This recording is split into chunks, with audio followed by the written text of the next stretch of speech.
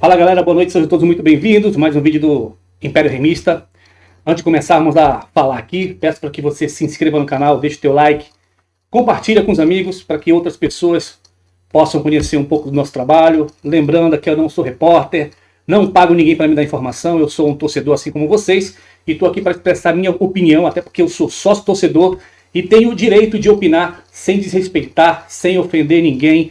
Na medida do possível aqui, a gente tenta ser o mais coerente possível. E queria dar um recado do nosso patrocinador para você, torcedor do Clube do Remo, que quer assistir todos os jogos do Leão. Se Deus quiser, lá no final do ano ainda vamos subir para a Série A. E tudo isso que está acontecendo agora vai passar aí a ser apenas uma lembrança ruim do que está acontecendo. Eu tenho certeza que lá no final das contas a gente vai poder sorrir ainda, que esses problemas de Clube do Remo aí vão ser solucionados o mais breve possível. Você que quer assistir todos os jogos, fala com o nosso amigo Marcos, o WhatsApp dele está aqui embaixo, DDD 91 99805 2068, fala que você é inscrito aqui no canal e receba ali um teste de 1 até 7 dias com preços super especiais, tá bom? Galera, ontem eu não gravei vídeo, fiquei tão puto aí com tudo que está acontecendo, na realidade uma palhaçada, né? É um disse-me-disse, na realidade o Clube do Remo tá igualzinho morador de vila, né? É um puto com o outro, um fazendo bico pra cá, outro bico pra lá, e enquanto isso o Remo vai aí aos trancos e barrancos na Série B, torcedor aí fica à mercê, e é muito fácil para a diretoria quando pede apoio pedir para que a galera lote ali, como sempre lotou, para apoiar o time, né? Bom, vamos lá. Como eu falei aqui, eu não sou repórter, eu pego as informações aí de repórter conceituados, entendeu? Que vão explanando as situações. Bem, mais ou menos é o seguinte, tá, galera? Todo mundo sabe aí que depois de muito disse-me-disse, o Antônio Oliveira tá no comando do Clube do Remo, pelo menos até o jogo contra o Curitiba, que os jogadores estão fechados, os caras estão fazendo aquele faz de conta, né? De ficar postando no Instagram, dizendo que tá fechado com o clube, que tá fechado com o treinador. Bom, a parte boa de tudo isso daí é que, na realidade, jogadores, quando querem, eles resolvem a situação, tanto pro lado ruim como pro lado bom. E eu espero do fundo do meu coração que realmente eles entendam que o problema deles é extracampo e que a instituição Clube do Remo, assim como a torcida, não tem nada a ver com isso. Eles têm que honrar o salário que eles ganham, porque já foi pago, e é pago em dias. Mês de agosto já foi pago, e é pago todos os meses em dias, e eles não têm mais do que a obrigação de fazer simplesmente o trabalho deles. Eles são pagos para isso. Bom, o que nós ouvimos ontem aí que saiu na imprensa, né? Que sim, realmente há um problema dentro do Clube do Remo, porque antigamente, quando, por exemplo, era na época ali do Daniel Paulista, com o Papelim, todas as contratações que eram feitas passavam ali pelo pessoal da análise de desempenho, depois de todo o estudo para poder fazer essas contratações. Então hoje, quando eu falo hoje, desde que o Daniel Paulista aí, desde que o Marcos Braz assumiu, isso daí não vem sendo feito, pelo que deu a entender, quem está mandando e desmandando dentro do Clube do Remo é o Marcos Braz, que as contratações quem indica é o Marcos Braz, não passa mais pelo crivo ali da análise de desempenho, entendeu? E esses jogadores que estão vindo, estão jogando, como é o caso do Kaique, entendeu? Como é o caso aí do Natan, como é o caso do Nico, que chegou agora, por exemplo, enfim. E, logicamente, como é uma equipe, outros jogadores estão se rebelando em função de não ter esse filtro mais. Ou seja, traduzindo para as melhores línguas, o Marcos Braz está trazendo os caras, entendeu? Jogadores aí, por exemplo, que nem estrearam no profissional e está colocando para jogar no lugar do outro. Ou seja, não está tendo aquela meritocracia, tá? Que existia antigamente. Então isso gerou-se uma revolta dentro do Clube do Remo, jogadores, comissão técnica, diretoria, pessoal da análise de desempenho, enfim.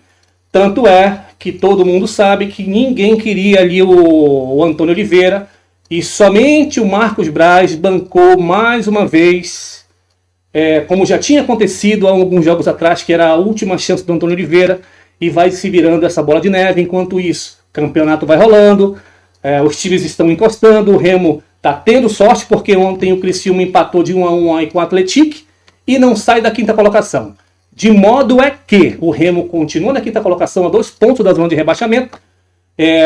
Então o confrontamento direto aí do Clube do Remo é contra o Novo Horizontino, que vai fazer um jogo difícil contra o Criciúma, lá em Criciúma, o Novo Horizontino, tá? E o Remo tem a partida aí, que eu não vejo nenhum bicho de 7 cabeças, tá? Porque o Remo tem time para isso sim, é um jogo difícil contra o Curitiba no Couto Pereira no sábado, tá?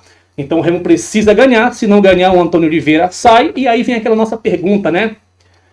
Precisava chegar nesse nível aí? Uma bagunça a gente já sabe que está. Agora o que chama a atenção é mais uma vez o Tonhão pela omissão. Gente, o Tonhão não pode vir a público dar entrevista porque ele foi suspenso lá naquele jogo contra o CRB que o Remo foi garfado ali nitidamente pela arbitragem, né? Questão do VAR, aquela coisa toda, que fez 2-0, o juiz desmarcou o gol e ali ele pegou uma punição. Mas aí ele poderia tomar uma atitude, porque quem está bancando aí mais uma vez o Antônio Oliveira é o Marcos Braz. Então, a situação do clube do Remo é isso, no meu ponto de vista. Tem duas formas de se analisar, né? Ou passar o pano ontem para unir todo mundo, todos os jogadores postando foto, dizendo que está naquela união, que todo mundo está de apoio com o técnico, mas a gente precisa ver isso dentro de campo. O outro pensamento é que realmente possam ter colocado ali panos molhados nesse motor quente aí, escaldante, e que, enfim, os jogadores possam ter a consciência que sim, mesmo o Antônio Oliveira sendo um cara fraco, o que vale são as 4 linhas. Tá? Então os jogadores do Remo a gente sabe que tem qualidade. Lembrando que o Remo vai ter o desfalque aí do Pavani, isso já está certo, tá? Vai ter o desfalque do Cantilho e também do Pedro Rocha.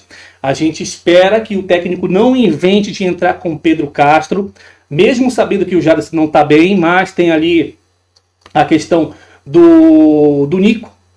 Do Nico não, do Diego Hernandes, que está bem.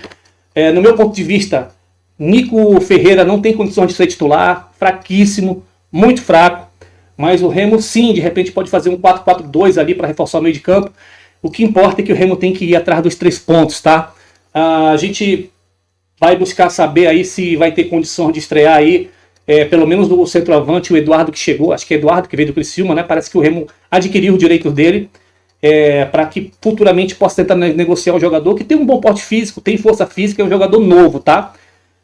E galera, é isso aí, a gente tem que esperar para ver cena do próximo capítulo. A gente como remista, a gente fica puto, mas ao mesmo tempo a gente quer que o técnico saia e ao mesmo tempo quer que o clube ganhe, entendeu? Porque isso é importante, faltam 16 rodadas para o campeonato e a gente fica basicamente que em cima do muro, né? Quando a gente fala em cima do muro ou a gente torce para o Remo se ferrar, que seria uma traição, mas em compensação o treinador cai, essa que é a parte coerente, ou vamos torcer, vamos para cima para ganhar os 3 pontos, mas sabendo que de repente pode ter aquela oscilação. Então a gente tem que ter aquele pensamento positivo e entender que esse apaga-fogo que aconteceu ontem no Bainão possa sim surtir um efeito, porque, cara, a verdadeira, eu acho que nem a casa da mãe Joana é tão bagunçado como está hoje o departamento de futebol do Clube do Remo. E estava muito bom para ser verdade.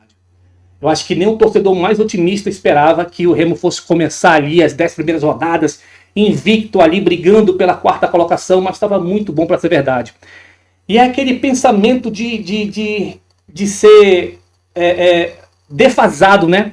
Porque começou bem, é só manter e melhorar. Nós falamos aqui que no início do campeonato, as equipes eram muito normal, né? Oscilar, depois vem contratação, reforço, ela pega, ela encorpa, ela ganha entrosamento e a equipe decola. O Remo foi o contrário, ele começou bem e está em decadência, mas ainda há tempo, tá?